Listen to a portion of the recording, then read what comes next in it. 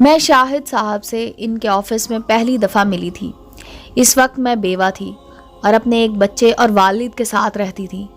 ہمارا ایک مکان تھا جس کو ہم نے کرایہ پر دیا ہوا تھا، اور اب جب وہ خالی ہوا تو اس کی مکمل تعمیر نو کروانے کے لیے شاہد صاحب جو انجینئر ہیں اور کنسٹرکشن کا کام کرتے ہیں ان سے رابطہ ہوا۔ ان کا حوالہ میری ایک رشتہ دار نے دیا تھا کہ انتہائی ایماندار اور نفیس انسان ہے، اور میں مطمئن ہو کر ان سے اپنے مکان کی تعمیر نو کروا لوں۔ پہلی نظر میں ہی وہ بہت شریف اور سلجھے ہوئے انسان دکھائی دیتے تھے۔ نظریں جھکائے چپ چاپ سے میری بات توجہ سے سنی اور بہت مناسب دام میں ہمارا کانٹریکٹ طے پا گیا۔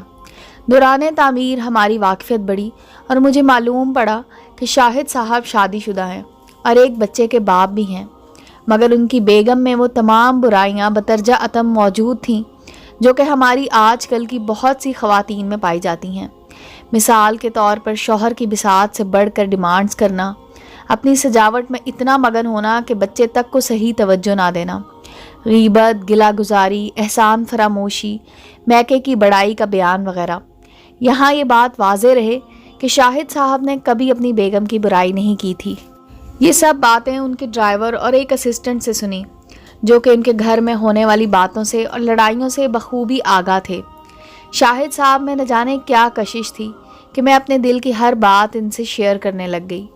میرے شوہر کی وفات کو 4 سال ہو چکے تھے، مگر کبھی کسی مرد سے اتنی قربت محسوس نہیں کی تھی، اور یہی حال شاہد صاحب کا بھی تھا۔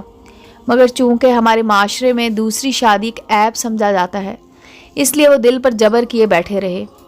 خیر مکان کی تعمیر مکمل ہوئی، اور جب وہ آخری ملاقات کے لیے آئے تو میں نے سوچا کہ اس انسان نے خود تو ہمت کرنی نہیں، تو میں نے خود ہی انہیں اپنے سے نکاح کرنے کا کہہ دیا۔ اب شاہد صاحب اللہ میاں کی گائے دیندار سے آدمی تھے، تو مجھے دل سے چاہنے کے باوجود اپنے مخصوص انداز میں سر جھکائے بیٹھے رہے۔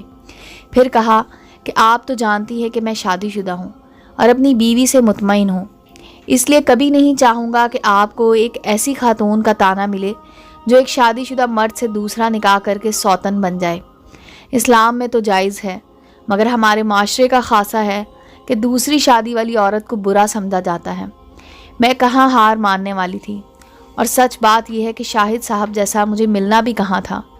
تو میں نے کہا، دیکھیں صاحب، میرا اپنا گھر ہے، بچہ بھی ہے، اور والد صاحب ساتھ رہتے ہیں، تو آپ بس مجھ سے نکاح کر لیں، اپنا نام دے دیں، میں آپ کو گارنٹی دیتی ہوں کہ آپ کی زندگی میں کبھی دخل نہیں دوں گی۔ انکم میری اپنی ہے، تو اس نان و نفقہ کے سلسلے میں بھی آپ کو پریشانی کی ضرورت نہیں۔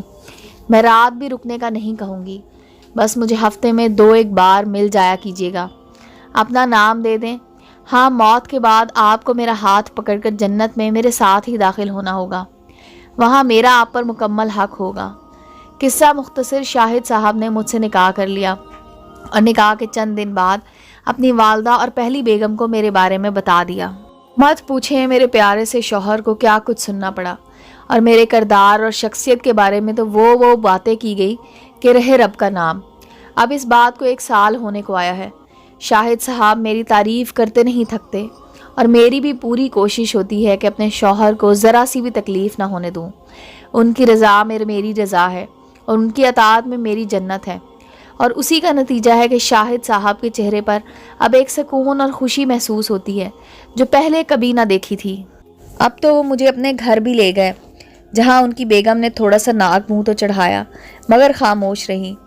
ہاں، میں نے ان کو تحفے بھی دیے اور اپنا اخلاق اتنا اچھا رکھا کہ شاہد صاحب کا بیٹا تو میرا دوست بن گیا، اور والدہ نے بھی پوری طرح مجھے قبول کر لیا ہے۔ مجھے اس دنیا میں نفرتیں اور عداوتیں نہیں پالنی، مجھے تو بس اپنے شوہر کی اطاعت کرنی ہے جس نے مجھ دکھیاری کا ہاتھ تھاما۔ مگر کچھ لوگوں کی نظر میں غلط ہوں۔ کیا آپ بتا سکتے ہیں کہ کیا میں نے کچھ غلط کیا؟ کیا ایک عورت دوسری شادی نہیں کر سکتی؟ آپ کی رائے کا انتظار رہے گا۔ امید ہے دوستو سٹوری اچھی لگی ہوگی۔ چینل کو لائک اور سبسکرائب کریں، اور بیل آئیکن کا بٹن دبانا مت بھولیں تاکہ ہر نئے آنے والی سٹوری کا نوٹیفیکیشن آپ کو مل سکے۔ ملتے ہیں اگلی سٹوری کے ساتھ۔